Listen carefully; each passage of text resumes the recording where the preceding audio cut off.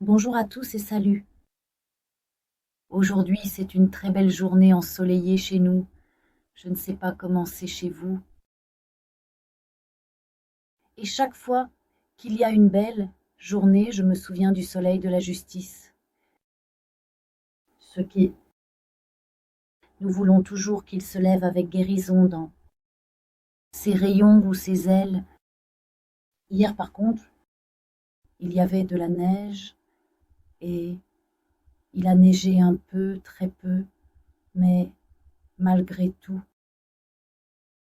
en observant la neige tomber, les flocons, je me suis souvenu de la manne, lequel tombait ainsi dans le camp des Israélites. Et quel incroyable miracle c'était, comment le Seigneur nourrissait son peuple avec de la nourriture céleste, simplement avec de la nourriture céleste. Un miracle extraordinaire. Et nous croyons en un Dieu des miracles, nous croyons en un Dieu qui est vivant, qui accomplit des miracles incroyables. Récemment, nous réfléchissons à certains de ces miracles, par exemple, l'ouverture de la mer Rouge ou l'ouverture de la rivière le Jourdain. Et donc hier, je pensais à la manne simplement, comment le Seigneur a nourri son peuple. C'est un miracle incroyable, un miracle incroyable. Et j'aimerais le matin de me renforcer, autant que le Seigneur me le permet, car je sens qu'il y a des gens qui sont dans le désespoir et qui sont dans la douleur, qui croient en Dieu, mais passent par des moments difficiles, des moments durs, et le fait est que nous sommes tous des humains et que le désespoir n'est pas quelque chose qui nous est inconnu. Nous avons des moments où nous tombons par hasard et que pouvons-nous faire lorsque nous traversons des moments difficiles, des moments durs, quand on a envie de rien faire, n'est-ce pas? On est simplement désespéré et tout est lourd et difficile autour de nous. Cependant, ce matin, je me suis mis à penser à David. Pour David, nous l'associons généralement à ses victoires. N'est-ce pas contre Goliath? Et les forces ennemies? N'est-ce pas? Cependant, réfléchissons. À quel point sa vie était-elle difficile? Dès le début, dans l'un des psaumes, il dit « Mon père et ma mère m'ont abandonné, car il y a beaucoup de gens qui vivent le rejet. » Dès le plus jeune âge. Et c'est très difficile. C'est très difficile et cela affecte toute la vie par la suite. Cependant, regardons vraiment les exemples que le Seigneur nous donne. Et l'un de ces exemples est David. Imaginez seulement quand son père devait présenter ses fils à Samuel, car le prophète Samuel était venu pour oindre le prochain roi, l'élu de Dieu. À ce moment-là, donc le père, et apparemment aussi la mère, car il est dit que mon père et ma mère m'ont abandonné. Il est évident qu'ils l'ont tellement négligé. Pour eux, attrapez-le. C'était insignifiant, à tel point que lorsque le prophète Samuel lui dit d'amener tous ses fils pour que je puisse simplement voir, David n'était pas parmi eux, il n'a pas été appelé. Donc, et pourtant le choix de Dieu était sur lui. Et donc, cela signifie qu'il a vécu le rejet depuis sa petite enfance. Ensuite, tant de difficultés, n'est-ce pas? Et je peux toutes les énumérer, mais quand il se cachait du roi pendant tant d'années, bien qu'il ait été loin, Il endurait, attendant le moment de Dieu. Il attendait le temps de Dieu. Il se cachait. Il a sûrement connu des moments de faim, de froid, de désespoir, des moments très difficiles. Puis il a dû faire semblant d'être fou devant ce roi. N'est-ce pas tellement une situation si complexe, si difficile, et ensuite lui-même a vécu une déception envers lui-même, car c'est peut-être l'une des plus difficiles expériences qu'une personne peut vivre, c'est quand elle est déçue par elle-même, quand elle-même a péché, et parce que c'est différent, n'est-ce pas, quand un autre a péché, mais quand c'est toi qui pêches, quand le poids de la culpabilité commence à t'écraser et à te tourmenter, parce que c'est que notre mariage, le diable, nous trompe et nous entraîne dans divers péchés vides, et ensuite commence à nous accuser, et c'est extrêmement difficile de vivre une déception envers soi-même. C'est vraiment un grand désespoir. Cela peut entrer dans l'âme d'une personne, et je suppose que presque tous nous avons ressenti ce sentiment, parce que surtout David, il a vraiment commis des crimes très graves, n'est-ce pas? Meurtre, et de plus, d'une personne merveilleuse, une personne fidèle, adultère, et ainsi de suite.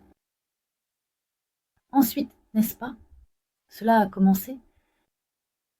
Le problème dans sa famille, un de ses fils a violé sa fille, et un autre de ses fils a tué son frère, puis il s'est enfui ensuite. Et cet Absalom lui-même s'est rebellé contre son père, contre l'ordre et le décret divin, en fait parce que c'était l'élu de Dieu, et tout cela David.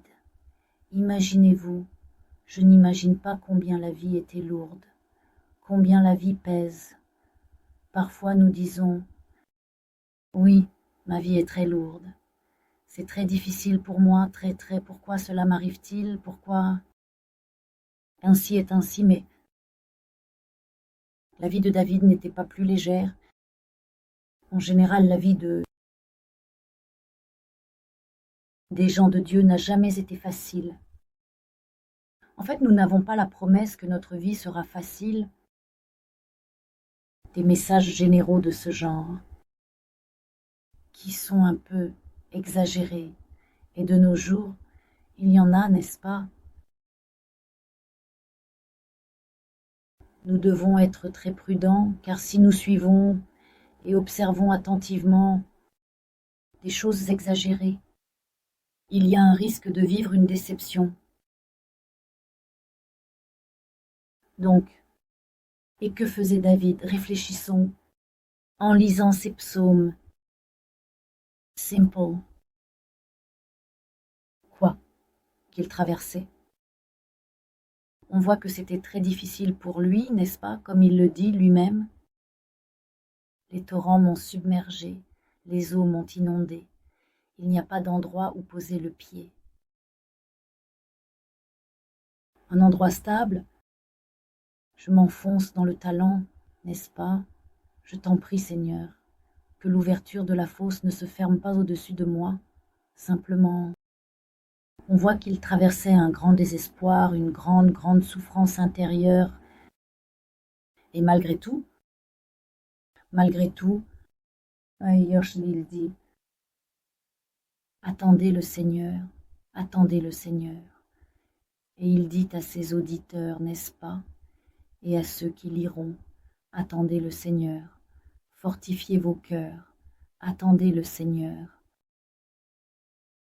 Donc lorsque nous sommes dans une situation difficile et compliquée, si nous voulons vraiment la manière divine, la solution divine aux choses, Prenons simplement exemple sur David. Allons, en visite. Cherchons, il allait se plaindre. Seigneur, je me plains à toi, car n'est-ce pas? Les gens cherchent, c'est normal de chercher quelqu'un à qui tu peux partager et te plaindre. On cherche de l'aide auprès des serviteurs de Dieu, et ainsi de suite, et c'est bien. C'est bien en fin de compte. Nous devons nous entraider les uns les autres, oui. Nous cherchons de l'aide, mais la véritable aide de Dieu lui-même, de notre Père céleste. Et David faisait cela. Il allait se plaindre. Il pleurait devant le champ. Quand il était joyeux, il s'exclamait avec force, mon amour, ma joie, n'est-ce pas? J'ajoute mon...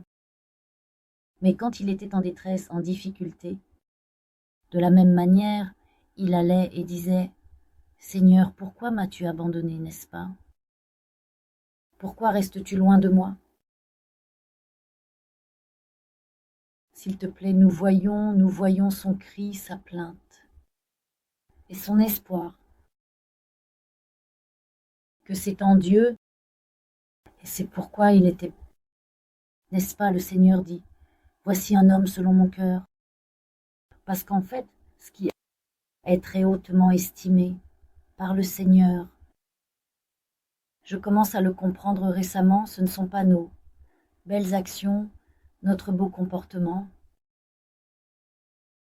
n'est-ce pas, ce qui est important, ce qui est en fait le résultat, mais notre foi, c'est ce que le Seigneur apprécie. Et comme si ce qu'il apprécie le plus en nous, c'est notre foi en lui, notre confiance, le fait de compter sur lui. C'est pourquoi, lorsque nous sommes dans des moments difficiles, nous pouvons aller vers lui et chercher de l'aide en lui. Et j'ai commencé à comprendre que le fait d'attendre le Seigneur, c'est en fait la foi.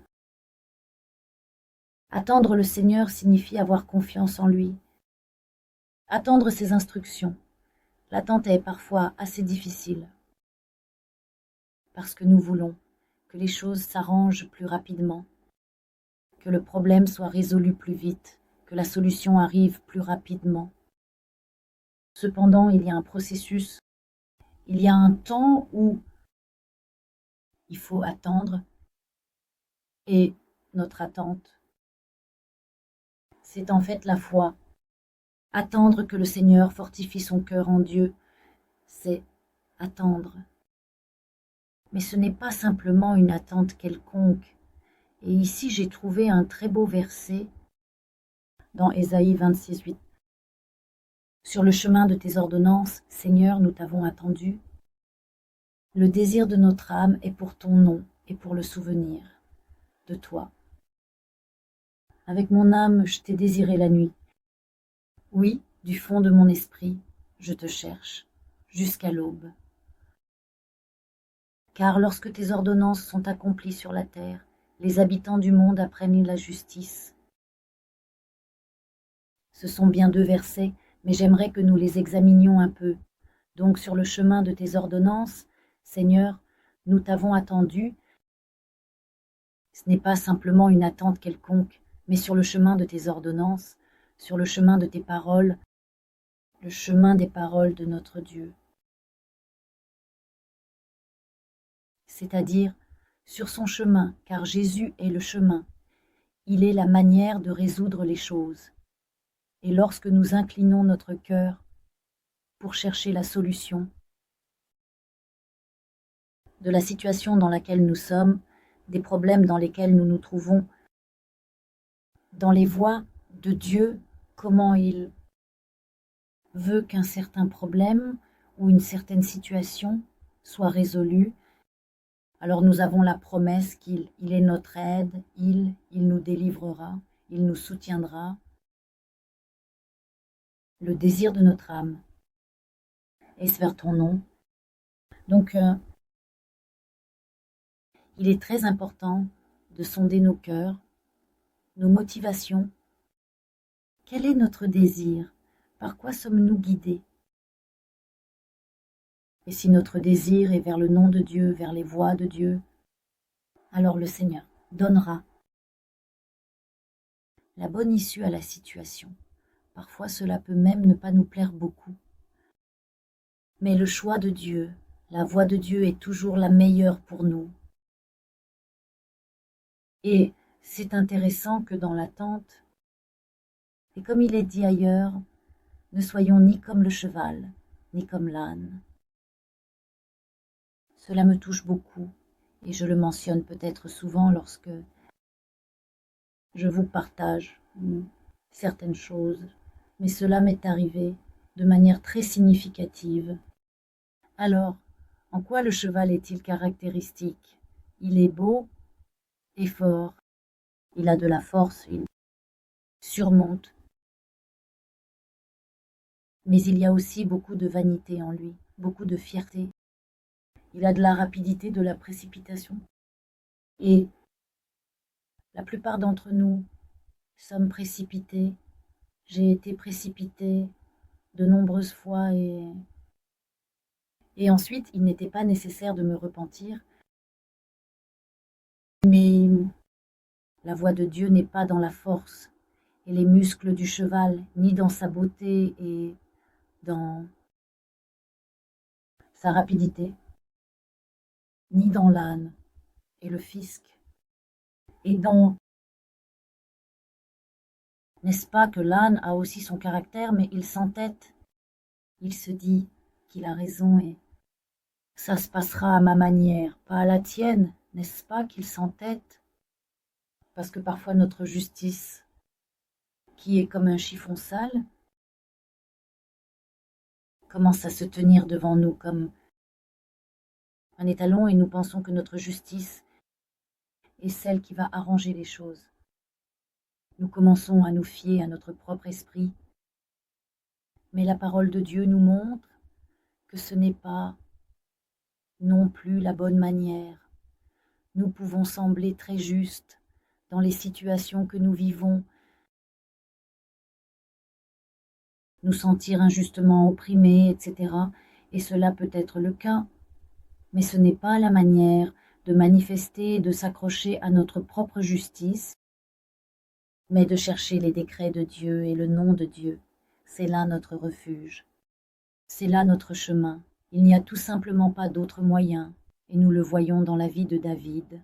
Cela m'a beaucoup encouragé ce matin et c'est pourquoi j'ai décidé de vous le partager. Parlons-en un peu parce que sa vie remplie de défis, de difficultés, de combats constants, malgré tout, quoi qu'il traversait, il allait simplement se fortifier en Dieu.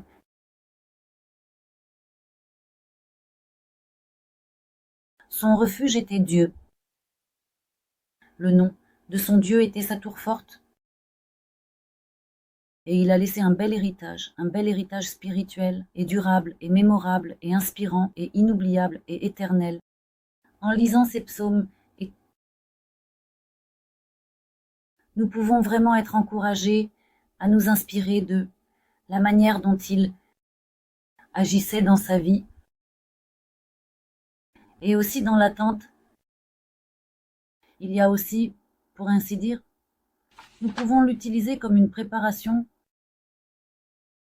car entrer dans la terre promise, ce qui est en fait, n'est-ce pas, les promesses de Dieu, notre rêve dans le Seigneur, les rêves réalisés et les promesses de Dieu. Entrer dans la terre promise nécessite sa préparation et son attente à nouveau. Donc nous voyons, en lisant le livre de Josué, comment le Seigneur a envoyé sa parole à lui. Il a renforcé le chef de son peuple. Donc tu ne peux pas donner quelque chose, tu ne peux pas aider quelqu'un d'autre si tu n'as pas vécu une rencontre dans la douleur. Si ton âme n'a pas été nourrie, elle n'a pas été nourrie par Dieu. Et qu'a fait Josué? Il cherchait des instructions de Dieu. Il attendait. Il ne s'est pas précipité, n'est-ce pas? il a immédiatement envoyé des espions. Je me suis demandé pourquoi il les a envoyés, alors que le Seigneur lui avait déjà dit d'y aller. Mais ensuite, j'ai réfléchi. Eh bien, parce qu'après que les murs de Jéricho soient tombés, il devait ensuite prendre la ville, il devait combattre à l'intérieur, et les informations que ces espions ont rapportées concernant la ville, n'est-ce pas? Comment les choses sont disposées? Où est le roi? Où sont-ils? Comment sont les troupes? Et toutes ces choses. Ils ont apporté beaucoup d'informations qui étaient nécessaires pour l'étape suivante. N'est-ce pas la prise des murs de Jéricho, mais ensuite la prise de la ville? Nous voyons qu'il a envoyé des espions.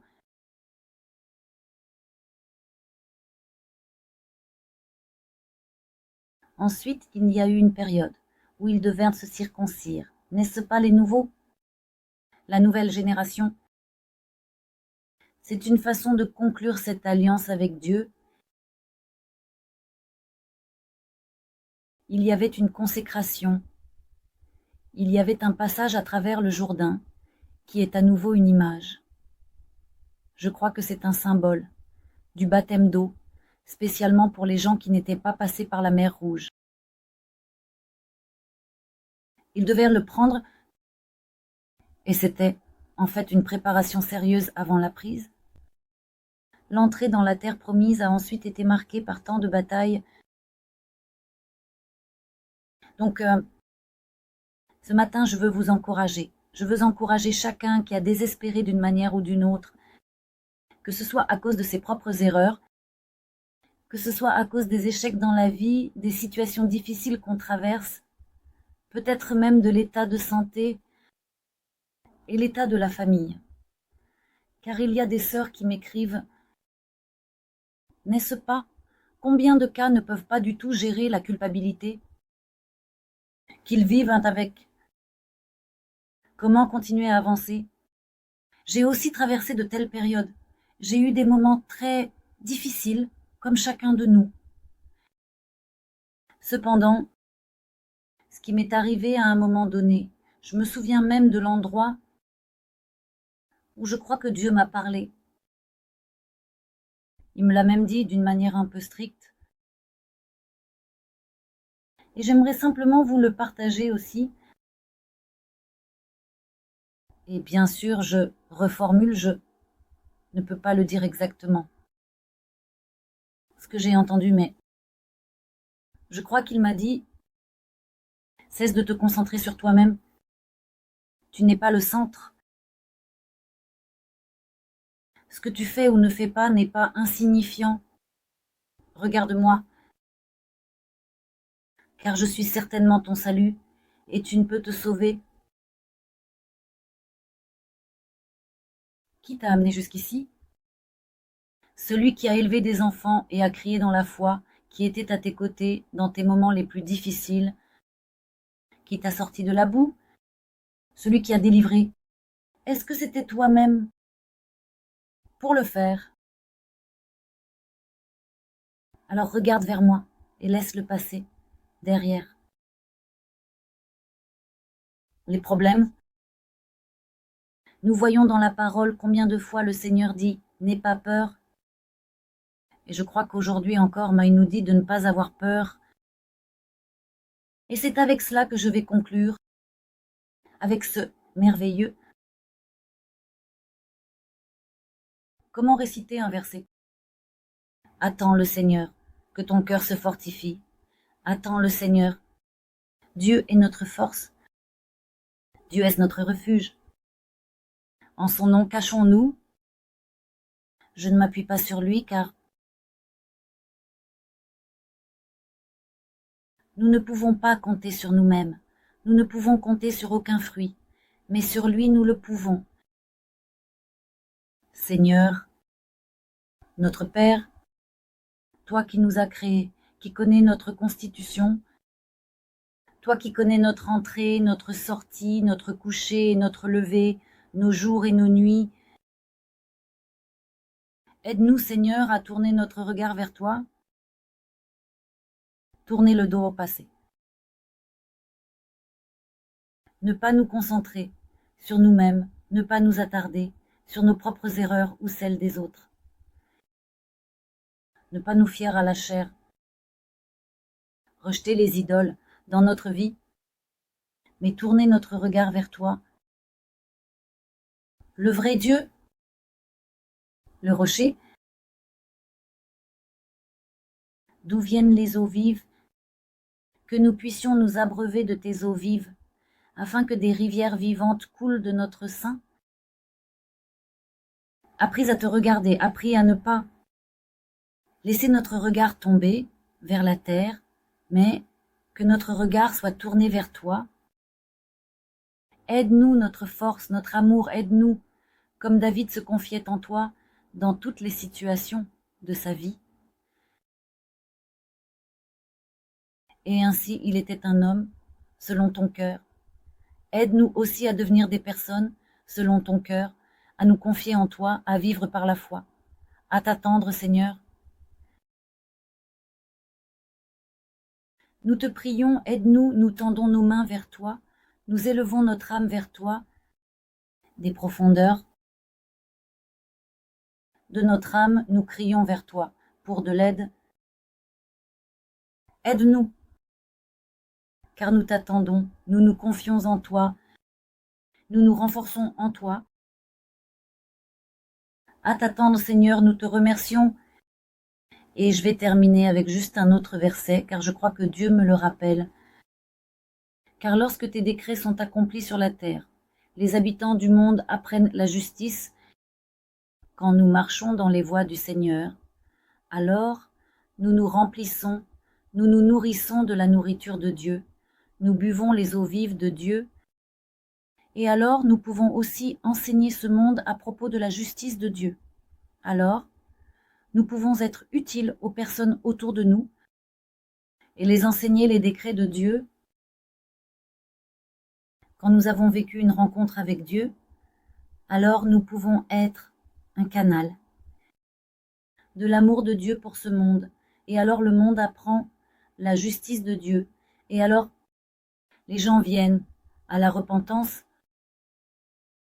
Soyez bénis et que nos cœurs soient fortifiés